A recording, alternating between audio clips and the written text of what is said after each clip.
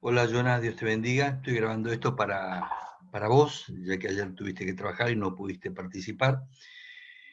Hay una parte que grabé en vivo y esto es la primera parte que grabó aparte para vos. La semana pasada en la primera clase vimos lo siguiente: la necesidad de formar predicadores, la base bíblica, que es lo que hoy está en el material que se adjuntó, las definiciones de la predicación, 5 propósitos de la predicación, 6 condiciones necesarias que se debe desarrollar el predicador o el mensajero, 6 el arsenal que debe ir armando todo predicador o mensajero, son 7 herramientas necesarias. En otro video vamos a ver el tema de el uso de ese programa que yo bajé en tu casa, que ese Word que te permite usar múltiples herramientas para armar un mensaje. 7, cómo surgen los mensajes, el semillero de los mensajes. Y 8, qué es un mensaje y algunas consideraciones generales para tomar en cuenta. Hoy vamos a ver algunas metáforas del predicador o mensajero, profundizando sobre qué es predicar, la importancia de un mensaje bíblico, y en la segunda parte viene distintos tipos de mensaje, ejemplos de mensaje, el bosquejo, o sea, el esqueleto, como hay una tarea para la semana que viene, las partes del mensaje y la arquitectura o armado, el encofrado del mensaje. Metáforas. La Biblia utiliza varias metáforas para describir la tarea de un predicador. Uno es heraldo, el que anuncia, a quien se le ha dado el mensaje de buenas nuevas y se le ha dicho que lo proclame. Esto está en 1 Corintios 1:23, 2 Corintios 4:5, en Isaías 49.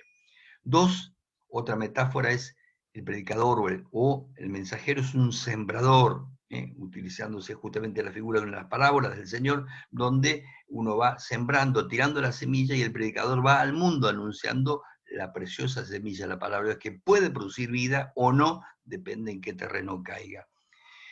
Esto es importante porque, sobre todo vos que estás viviendo este tiempo tan especial de tu vida cristiana, es que siempre los resultados, cuando uno predica, habla la palabra de Dios, sea por un medio, por la red, persona a persona, a través de distintas maneras, uno debe preocuparse en dar el mensaje, hacerlo en forma ordenada, estar en oración y confiar en Dios. Pero los resultados, si hay conversión, si hay juicio, lo que haya, eso es parte de Dios. No tiene nada que ver con el predicador. Siempre vamos a dejar los resultados de parte de Dios.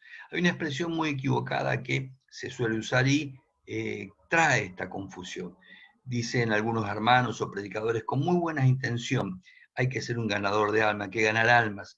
Esto no es correcto.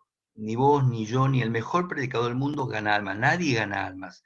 Las almas las convierte, las gana el Espíritu Santo, porque Él es el que puede convertir. Él es el que toma la intención del corazón de uno y con la palabra que nos está hablando y produce vida. El Espíritu que Dios, el que trae justamente esto.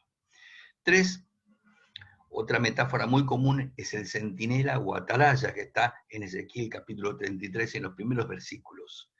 Es la tarea que a veces tenemos de advertir a los peligros de los demás, de llevar una vida floja en el Espíritu Santo, de no acercarse a Dios, de no olvidarse que hay que rendir a cuentas a Dios. Es la responsabilidad que tiene cada uno de llevarle el mensaje a otros para corregir, para exhortar.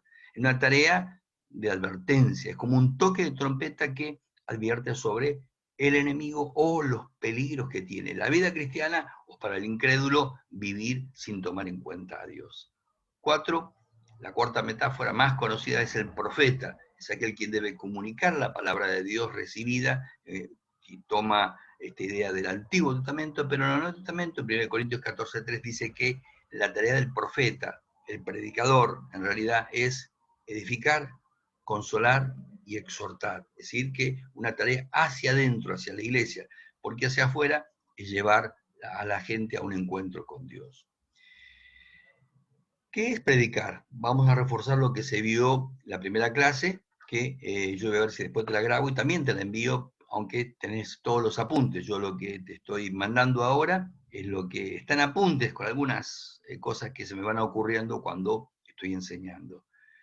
Es Jesús mismo quien encarga a los suyos a ir a los 12 y luego a los 70 por todos lados y predicar, que significa anunciar, proclamar, presentar, proclamar la palabra de Dios a toda persona. En el caso de los 12 y los 70, cuando estamos en el Evangelio, el Señor los manda primero a las ovejas apartadas, incrédulas de Israel. Luego, a partir de la gran comisión, Mateo 28, el Señor dice, vayan por todas las naciones, por todo el mundo.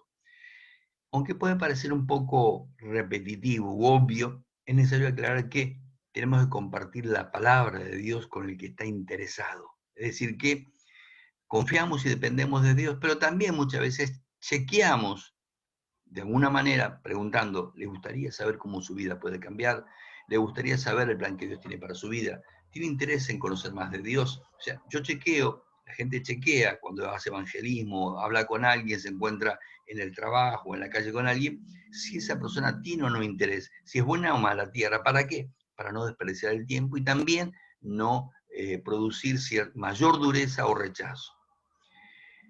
Confiamos y dependemos de Dios porque dejamos en sus manos resultados. Así que muchas veces vamos a predicar a alguien que nos escuchó, aparentemente la persona no va a tomar la decisión, pero Dios es el que va a seguir trabajando, con nosotros nos vamos y dejamos los resultados en manos de Dios, orando, diciendo, Señor, hablé, Señor, haz tu obra en su vida.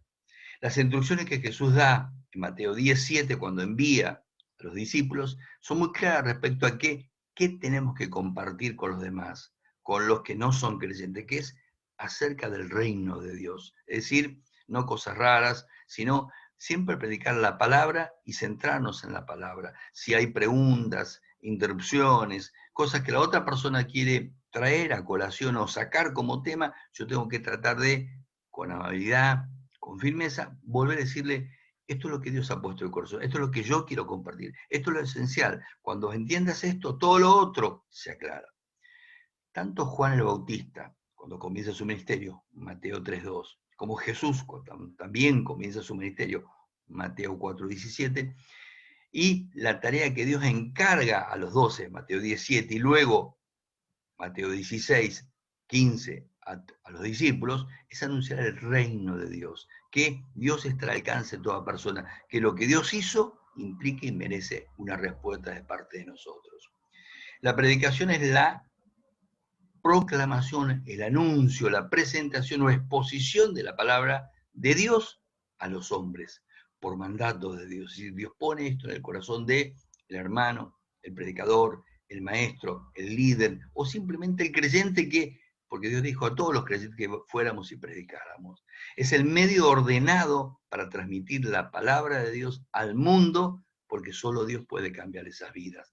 Sirve también como un medio de gracia para la edificación de Cristo. Es decir, que hay un mensaje para la gente que no tiene a Dios, donde yo trato de llevarlos a un encuentro con Dios o despertar interés en las cosas de Dios y les hablo del reino de Dios. Y la iglesia debe ser edificada, exhortada, consolada. Esto significa que hay dos direcciones para la predicación.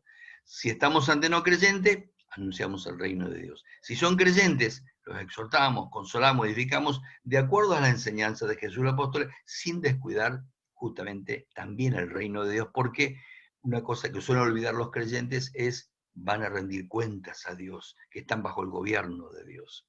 Los mensajes no tienen el propósito, y esto es importantísimo, a veces el predicador, el maestro, el hermano está muy preocupado en qué palabras usa, si lo está haciendo bien o mal. No tiene que gustar, no tiene que entretener, no tiene que generar seguidores en la iglesia o en el predicador, sino es el predicador, el mensajero, la persona que está hablando de Dios, es un mensajero.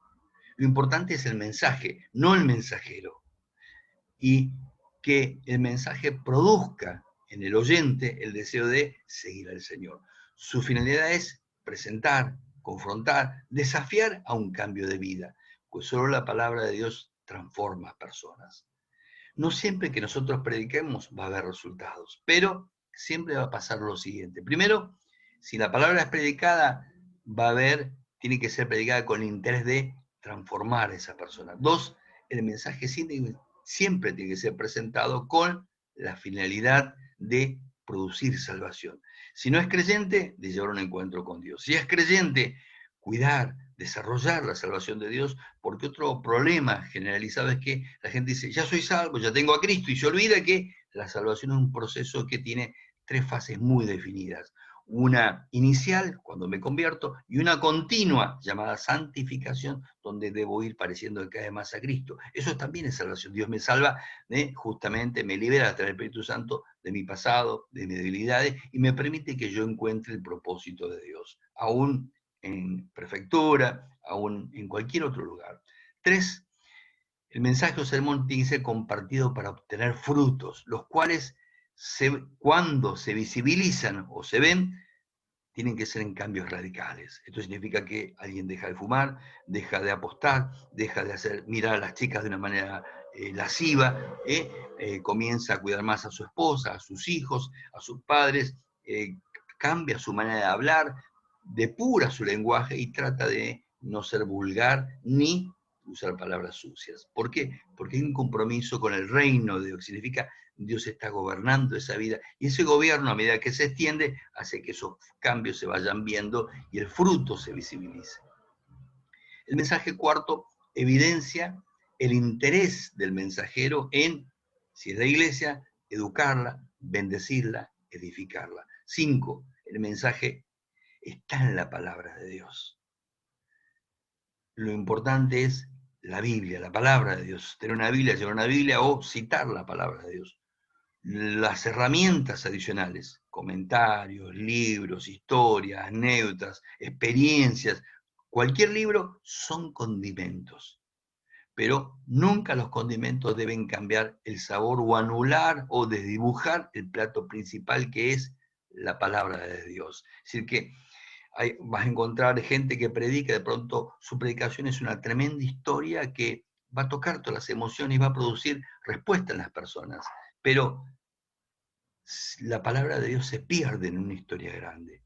Dios no quiere esto, Dios quiere que hablemos de Él, de lo que ha hecho y lo que esto significa para los no creyentes y para el creyente que está buscando más de Dios. Por tanto, el predicador de hoy debe entender que la Biblia es el documento más importante para él, para la iglesia, y que sus páginas contienen precisamente un montón de experiencias donde se ve a Dios interviniendo, salvando y manifestándose a los suyos.